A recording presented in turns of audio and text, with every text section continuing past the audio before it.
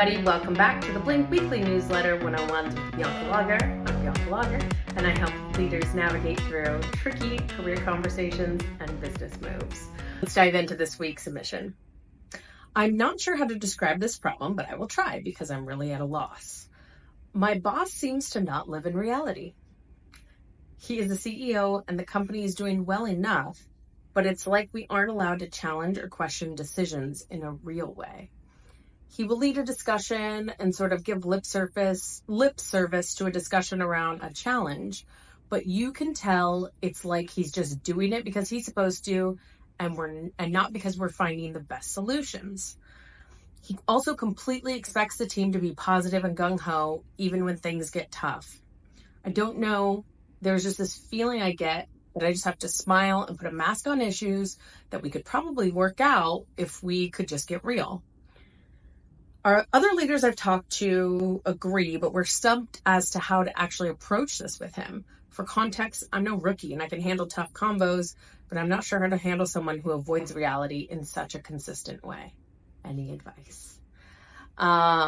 Yes, I do have advice. And I think that this is more universal than most people think, because what you're running up to, or what you're running up against here, I should say, is your boss's limitations as a leader, as a human, as a communicator, whatever it is. We all have limitations, and this is the CEO's limitation. This can be a really, really difficult one, and it's such a shame because I think companies like this and leaders like this, they have such good potential, right? Sounds like the company's doing well enough, but if we're not able to have high trust and really honest conversations and be brutal even to some effect with each other in terms of just getting to the core of what we need to fix, it requires a high amount of trust. And if people aren't willing to let their guard down and allow those conversations to breathe, then we're not going to really get anywhere. And if we're kind of constantly looking for validation of people just to agree with us or think, yeah, this new meeting format is great, or this way that we're handling these slide decks now are awesome, when people are really like, this is dumb, then, we're not really, we don't always have to all be in agreement, but there does need to be a consistency. There does need to be the concept of psychological safety where somebody is able to say, I think it's kind of dumb, and to explain why. Their, position, their opinion might not win and might not be the right solution, but the best organizations are ones where people are free to give their opinions that way. Whether or not, again, they're implemented is neither here nor there, but everybody needs to be heard. And truly, those are the ways and the most innovative ways the best ideas are heard. Because if we are in a place of challenge and we're saying, well, maybe there's a better way to do this, you are allowing the opportunity to consider, what the alternatives are, and if there's better ones than just the kind of way to kind of put a Band-Aid on it or whatever. Of course, that, has limitations too, right? And that could be the opposite problem, to where somebody lets, the team kind of debate stuff too much or debate stuff to death, or there's argumentative and it can get toxic. So, it's a slippery slope and it's a slippery balance, and it's not a science, right? It's much more of an art. It's a delicate balance.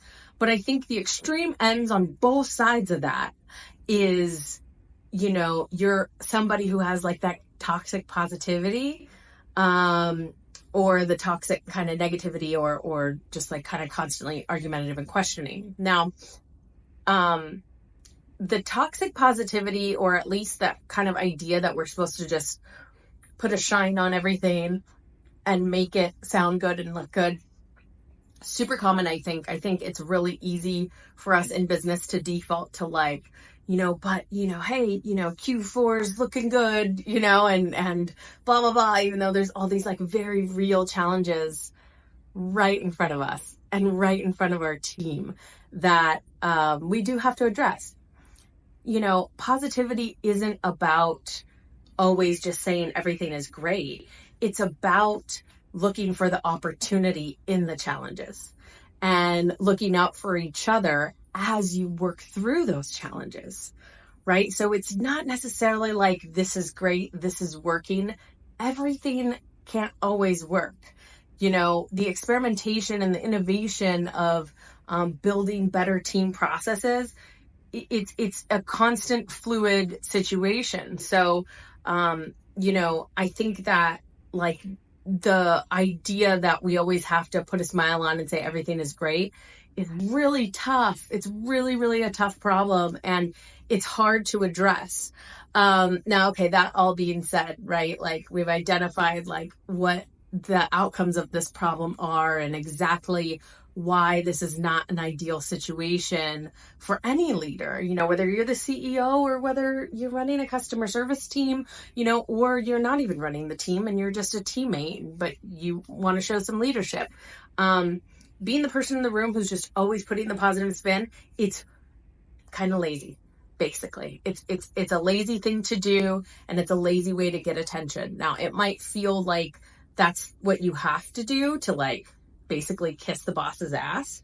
And I don't think that's where you're coming from. I think where you're coming from is, we're not solving problems here, people. Like, we're not getting anywhere doing this, and that's the mentality that you really do need to solve problems. And that being said, you might be that really important person in this organization that is going to help balance it. It sounds like your CEO, that's just the way he is, or that's like the protective barrier he's put up because he thinks that's the way he needs to present himself as a leader. That's tough. Like, I know what it feels like on the other side, especially if you're a pretty intuitive person and if you're like a pretty direct person like I am.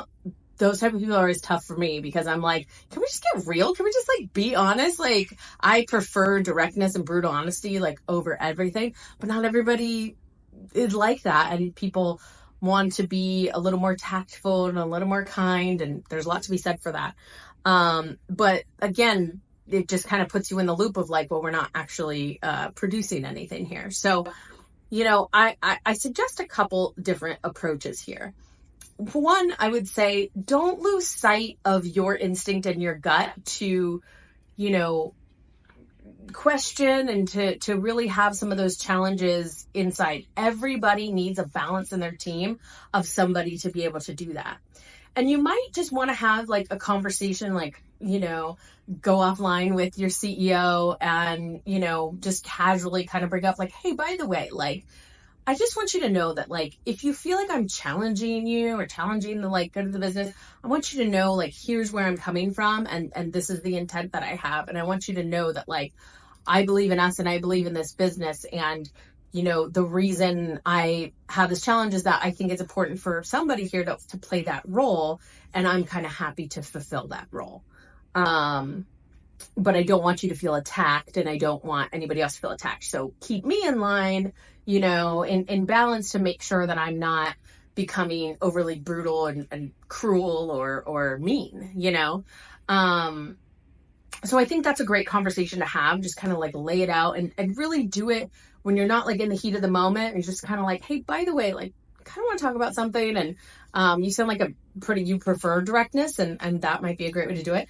I'm sure he sounds like the person that's like, no problem, great, yeah, no, we love you here, like, so you'll probably get that feedback. But again, like, don't really let that go in terms of like, and hey, feel free to give me direct feedback if it's going too far.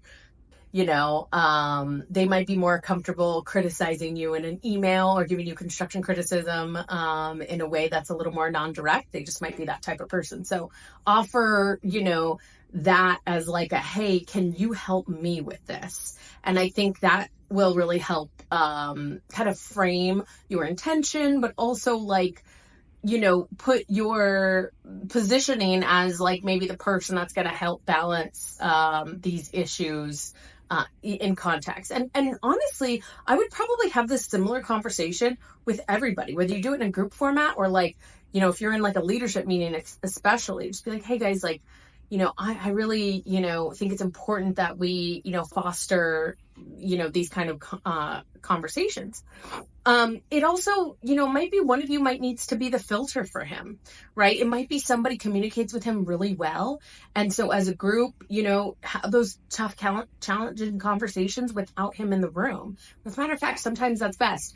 Not that like you're making decisions without him, but essentially tackle the problems, debate it out, have the like healthy argument, come up with 3 great solutions, present that to him and be like, hey, we noticed this challenge, we have a ton of faith in our team. So like we came up with these 3 great solutions. Here's the one we recommend the most, but we wanted to run 3 options by you and get your feedback on them. We really, really like number 1 and we're really energized with this one. So, how do you feel about it?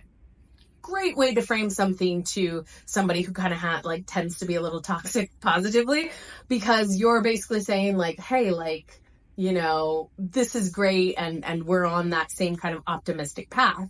And that way your team still gets the ability to really do solve problems. Now, I mean, if you're just in like a leadership meeting, there's not really a great opportunity to do that. Find opportunities to do that, or, really just, I would say like avoid diving into those toxically positive conversations and moments. Like if a really challenge comes up, we didn't hit our numbers, something happens at a meeting, your CEO is trying to spin it and stuff, say nothing. There's really no sense in arguing back. There's really no sense in saying like, but we need to talk about like blah, blah, blah. Say nothing, take it offline with him or take it offline with the other people that are in the meeting that are affected by this directly. Take some initiative and some ownership. If it's not your area, then there's only limited amount that you can do. You might be able to like give your 2 cents, but there's really no need to sort of like push back in the moment, call him out, like don't embarrass him. You know what I mean? Basically I think the advice that I'm telling you is that like, you can still create like a problem solving and challenging that psychological safety in a way that's a little bit removed from him. If that's just his personality and style, that's the way it is. And the advice that I always give, if you're just getting nowhere and if it's just too frustrating and like it's just like kind of part of this culture, and maybe like the other senior leaders are kind of acting like this too, and they give you nothing, like they don't want to like create these conversations away from him, and they're just like on this like kind of delululand like gung-ho world in the same way, you gotta go. Okay, like there's just, you're probably your skills are just not a good match for the culture or for the dynamic that's happening here. And that's a shame, because the company probably can't reach its full potential without that kind of challenging person. Know that change takes time. Change is hard. So be patient with it until you get to that point, I would recommend. Exhaust all avenues, because it sounds like otherwise, like this is like a decent problem to have. And, this is something that is just, discouraging, but also like, this is definitely optimized stuff. Like this is next level stuff. It really separates, the good from the great. So hang in there, do your best, and then pull that eject cord when and you will know, we've all been through it. So you will know when it is time. Thank you for writing in, and I appreciate all of you for watching. Again, this is Bianca Blogger, Blink Weekly Newsletter, one-on-ones with Bianca Blogger. Talk to you next week. Bye.